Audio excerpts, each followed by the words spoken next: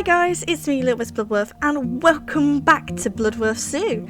And today we are doing the boat ride, and I thought this would be something maybe I should start thinking about and terraforming before I really get into doing the rest of the build. First I am just going to terraform out a giant chunk of land, as I've previously already done some, as I had this intention in my mind originally, but I'm now adding more. By doing that, the boat can travel around the whole of the island, and you can see the animals from places that you wouldn't be able to see if you walked, and I just wanted it to be a whole new experience. The train, the gondola, and the monorails, that just wasn't my thing. I didn't like that you would see all these structures, these metal poles that would be corrupting like the paths and all those kind of things, like you were at like a theme park. So I think like a really nice river slow boat ride was perfect for this. And yeah, I really enjoyed doing this part. I played a lot of Planet Zoo, and I played a lot of Planet Coaster. So for a lot of people, it might have been quite difficult to understand how you'd put the places down, but it was just like making a roller coaster, except in water. And that's what I did. My poor hippos, I bet they really want their water back. I think I paused the game, so they didn't suffer that much. But here we go. So I thought right at the entrance would be a great way, or well, a great place to put the boats, as it could be a way of you just looked around the park and now you want to go to the other side of the park or you want to go to the other side of the park and make your way back, as I will do a lot of bridges over these islands so that they can actually walk everywhere and experience everything on foot. But if those who maybe suffer from like a disability, or they're mobile and those kind of things, I think this is a good transport means for those who want to see the zoo, but maybe in a different way. It's unique and something different, and I wanted to make it a really big part of the zoo. The track I am putting down circles the whole entire zoo. I am potentially thinking of making more water to the far left side, as I've done a lot here at the bottom, but then I am thinking maybe I could put a train, so that takes you literally from very beginning to the end, just to kind of maybe skip the whole of the boat tour. That probably will take a chunk of time to do, but you get to see the hippos up close, and maybe you get to swim the alligators. I don't know, I just quite like to give it something unique, as I'd like to maybe do like a walk with lemurs with the peafowls and other things, just to really like immerse the people who are coming to the zoo. Now I'm just about to finish up the link, and I realise I don't actually have another station, and the other station I would quite like to put will be the far left. So where I'm looking now, just go a little bit left and up there. That's where I'd like to put another station, and I must admit I did get hella confused about how to put the paths down, and me being the dum-dum I am, completely forgot that you need to add the entrance, the exit, and then connect the path. I do eventually realise, but first I am just going to put this next entrance in. This will be the spot where you can get to the other side of the park. I'm thinking maybe a different theme, so I am tempted to get the Arctic pack. I already have the South Africa pack, but I'd like to section the park up into different themed areas. So currently at the moment I've got African, kind of dry grass, very orange tones at the moment. Though I know the Ape Sanctuary isn't, but I'm kind of going to maybe push that corner into maybe something more relative to the jungle, that kind of side. because we got some chimps, we got some orangutans. I think I'm going to start terraforming that hill a bit more and add another animal there and really spruce that bit up, and have that as kind of maybe my jungle-y area, whereas I've got the African one currently.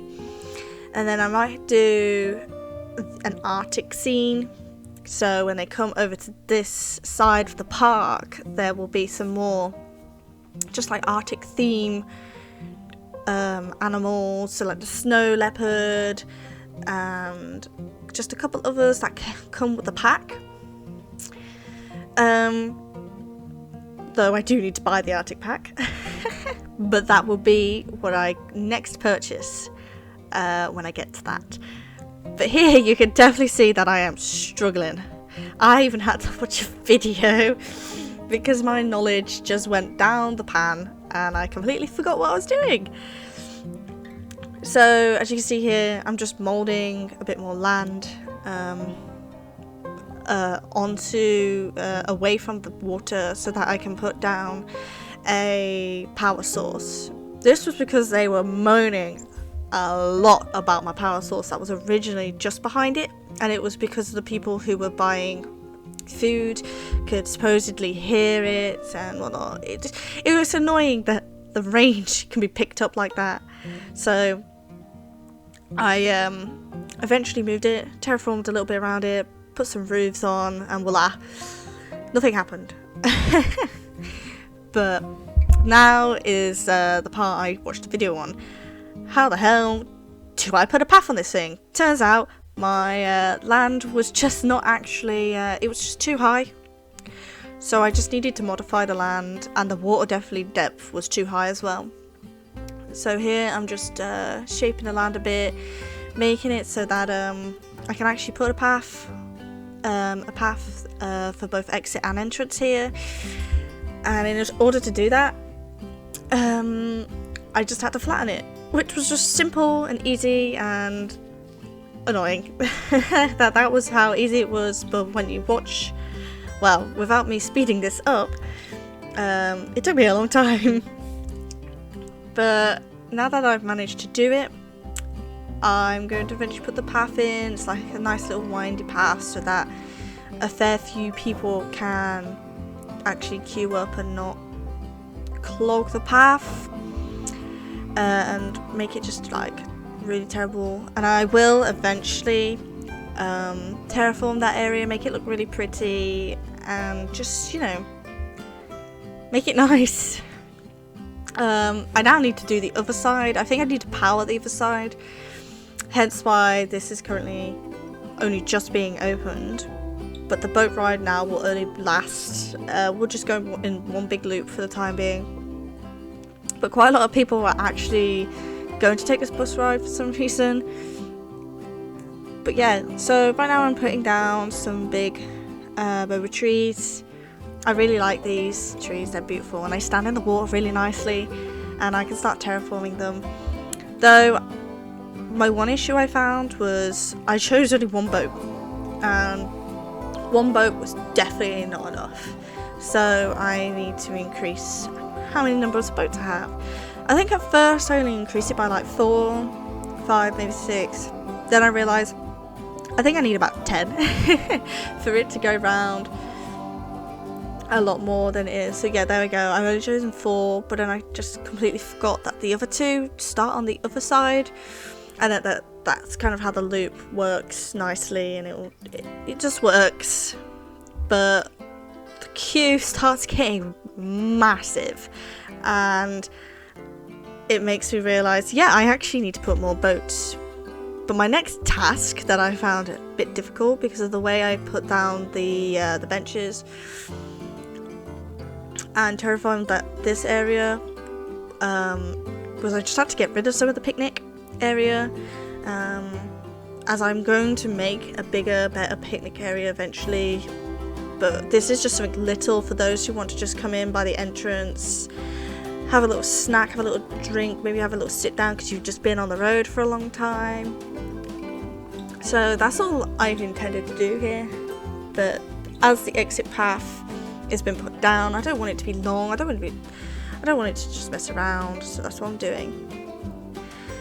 Just adding back the features that were previously there, smoothing off the land so it's just, you know, short grass. And there we go, just forgot that I realised I had some animals in boxes. I must have terraformed something somewhere and had to move them. But there we go, I've added insane amount more boats now, because I know that when they go around they eventually start spacing out between each other, and they can actually, it just functions a lot better than what it already is. Here now I'm going to start terraforming. I'm only going to show you the one tree I work on, mainly for the fact that there is, I don't know, about another 12 trees I decide to have put down.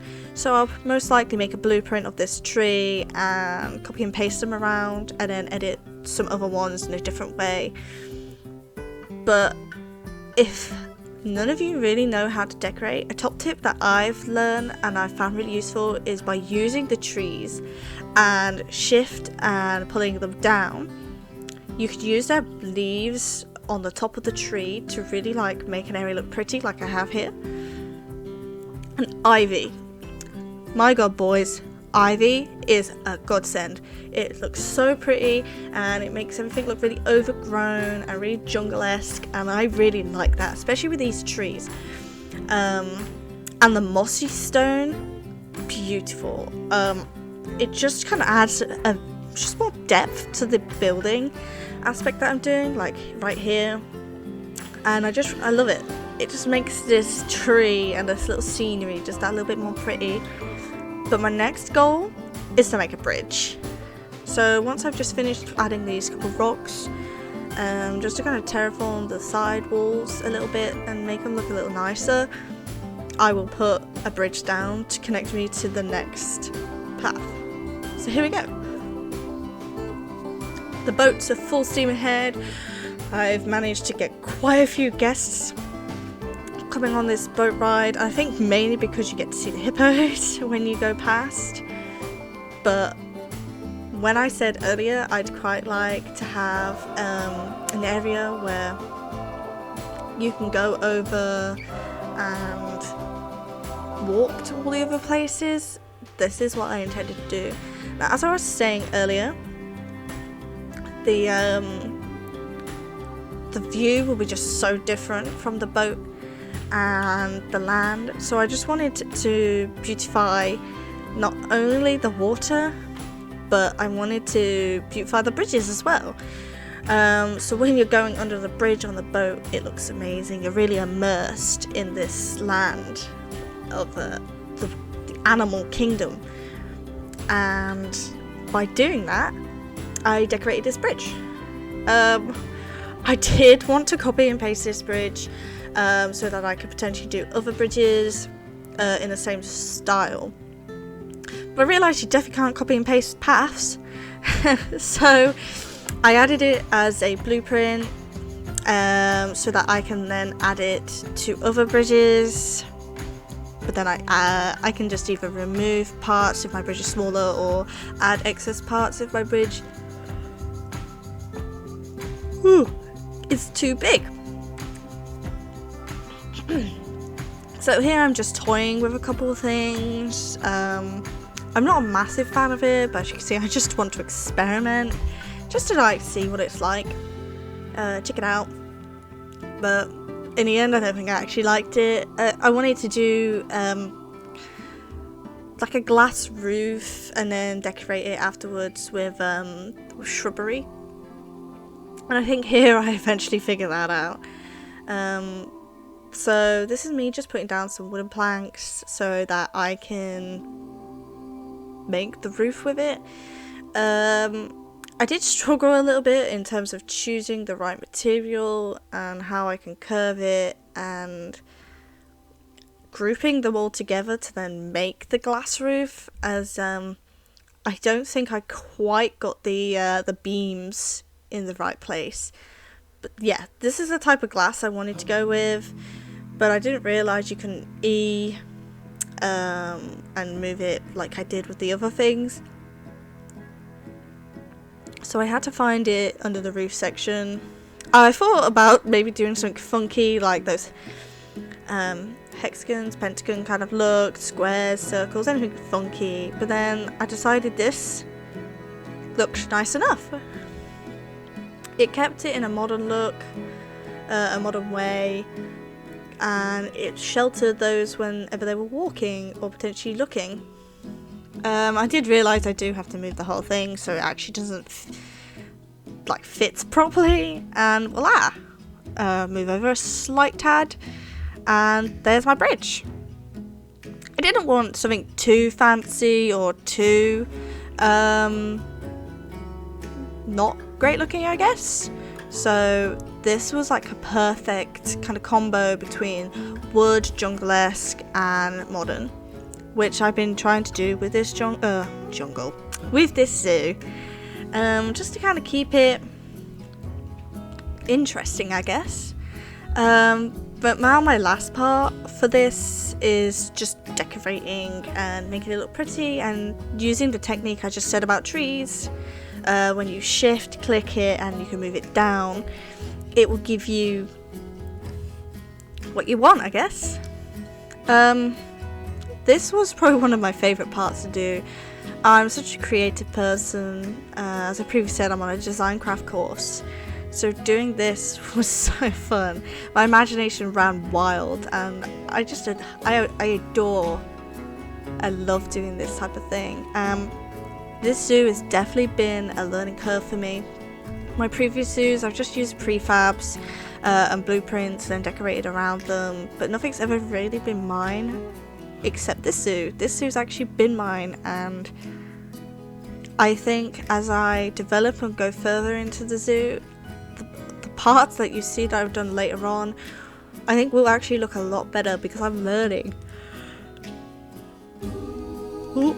And once again, here's Ivy, our best friend when it comes to making these types of structures. But yeah, I absolutely love what it looks like. The aerial view is beautiful and just amazing. Now I do want to kind of terraform these side bits eventually. I'm most likely going to do that off camera because it's going to take a hella long time to do. But this is like a snippet of what I will eventually do to all of the sides. I may do something different each time round, just to make it look pretty, and the boat has just something nice to glide past before it sees its next animal. I just want to feel quite immersed in the jungle vibe. But here I am again, adding the shrubbery using the big trees. Now, time to connect the path and make that corner look really pretty.